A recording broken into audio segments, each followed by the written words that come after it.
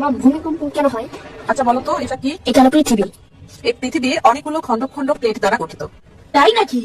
ছবিতে কালার করা আলাদা আলাদা ভাগ দেখতে পাচ্ছ, এগুলো আলাদা আলাদা একটা প্লেট। এই প্লেট গুলো সবসময় মুভমেন্ট করে। একটু খেয়াল করো, এই বরফের টুকরো পানির উপর ভাসছে আর আস্তে আস্তে সরে যাচ্ছে। ঠিক এভাবে প্লেট গুলো সামনে পেছনে আড়াআড়ি ভাবে অথবা সামনাসামনি ভাবে ধীরে ধীরে মুভমেন্ট করে। ফলে দুটি প্লেট একে অন্যের সঙ্গে ঘষা লাগে বা এক প্লেট আরেকটাকে ঠেলে দেয় বা দূরে সরে যায়, তখন ভেতরে ভেতরে অনেক চাপ জমে যায়। একসময় এই চাপ আর সহ্য করতে না পেরে হঠাৎ ফেটে বেরিয়ে আসে। এই ঝাঁকুনি আমরা ভূমিকম্প হিসেবে অনুভব করি।